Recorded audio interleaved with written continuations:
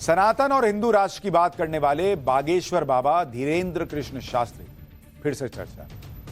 इस बार बाबा बागेश्वर देश से जात पात छुआछूत खत्म करने और हिंदुओं को एक करने के लिए मैदान में उतरे हुए। इसके लिए वो सनातन हिंदू एकता पदयात्रा निकालने जा रहे हैं और 9 दिनों तक चलने वाली इस पदयात्रा के लिए भक्तों में कितना उत्साह है, कैसी तैयारी की जा रही है, एक एक तस्वीर आज आपको डिटेल में दिखाऊंगा।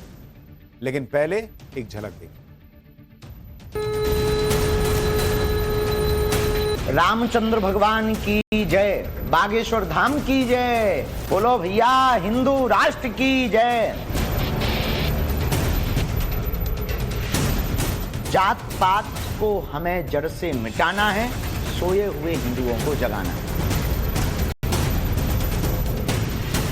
तब भारत के हिंदू कहां जाएं? यही चिंता हमको खाए जा रही है। अरे हम कहते भाई हम कट्टर हिंदू क्यों ना बने। धर्म युद्ध की तैयारी हो गई है, बिगुल बज गया है।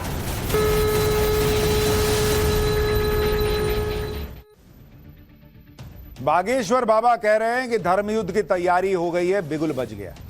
लेकिन वो तैयारी कैसी है वो हम आपको दिखाएंगे। सनातन हिंदू एकता पदयात्रा के लिए छतरपुर के कदारी फार्मेसी कॉलेज में 30,000 लोगों के रुकने का इंतजाम किया गया है। यहां रोज करीब 40,000 से ज्यादा लोगों के लिए खाना बनेगा। खाना बनाने के लिए बड़े बड़े 20 चूल्हे लगाए जा रहे हैं। इन चूल्हों के लिए 16 ट्रॉली लकड़ी मंगवाई गई। आप देखिए वो पीछे जो लकड़ी दिख रही है वो 16 ट्रॉली में भर के आई है ताकि खाना बन सके। 2 ट्रॉली लकड़ी तो सिर्फ अलाव जलाने के लिए मंगवाई गई। लकड़ी वाले चूल्हों के अलावा गैस सिलेंडर का भी इंतजाम किया गया है।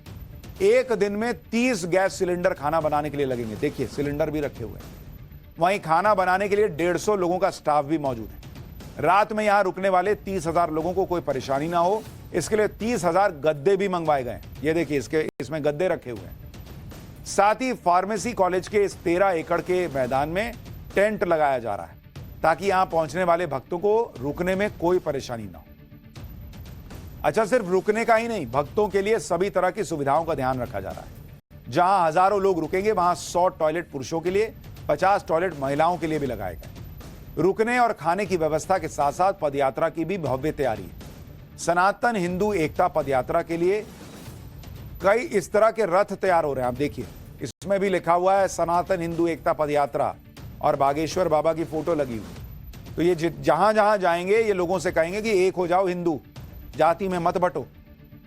तो बड़ा मैसेज देने के लिए निकल रहे हैं कल से आचार्य धीरेन्द्र कृष्ण शास्त्री।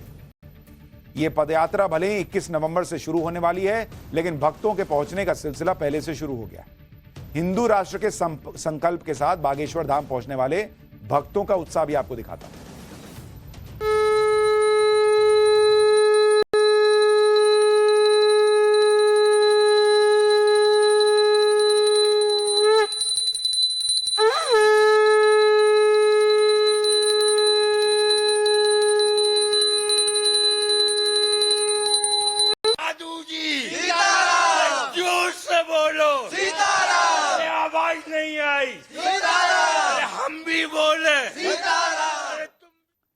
बागेश्वर बाबा की यात्रा के लिए तैयारियां आपने देखी, लोग भी उत्साहित हैं।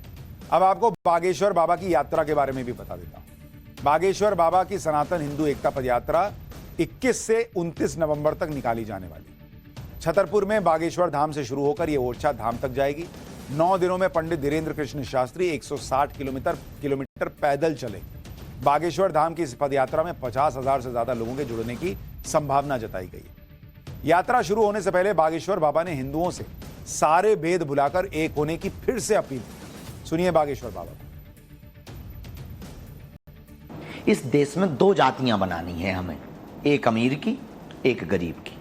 हमें किसी से लड़ना नहीं है, हमें ताकत भी नहीं दिखानी है, हमें भीड़ भी नहीं जुटानी है। हमें लोगों के अंदर जात पात के जहर को निकाल कर हम सब हिंदू एक हैं, इस विचार को भरना है। इसीलिए भैया धर्म युद्ध की तैयारी हो गई है, बिगुल बज गया है, धर्म ध्वज का पताका लहरा गया है।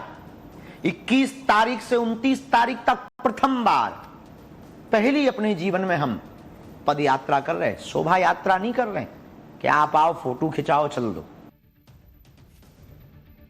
वो कह रहे फोटो खिंचाने के लिए ये सब नहीं कर रहा हूं भाई, अंदर अंदर एक फोटो रख लो, हिंदू एक। पंडित धीरेन्द्र कृष्ण शास्त्री इतने फिट हैं कि वो इस 160 किलोमीटर की यात्रा को बिना रुके भी पूरा कर सकते हैं। उनको 9 दिनों तक यात्रा करने की जरूरत नहीं है, लेकिन इस पदयात्रा में उनके साथ हजारों भक्त भी हों और सभी लोगों तक हिंदू राष्ट्र की बात भी पहुंचानी है। इसलिए यात्रा 9 दिनों तक चलेगी।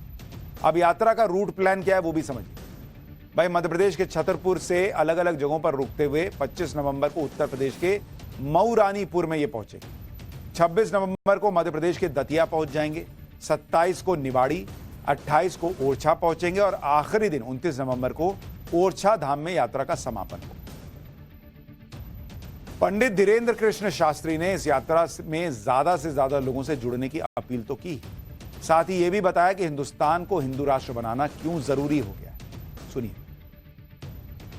बुरा न मानना, बांग्लादेश के ऊपर अगर अत्याचार हिंदुओं पर हुआ तो वो तो भारत में आ जाएंगे। मॉरिशस, फिजी या नेपाल के हिंदुओं पर अत्याचार होगा, शायद भारत उदार दिल दिखाए तो वो भारत में आ जाएंगे। पर भारत के हिंदुओं पर अगर अत्याचार होगा तब भारत के हिंदू कहां जाएंगे? यही चिंता हमको खाए जा रही और हम लोग बटे हैं जातियों में, समाज में, लोगों में।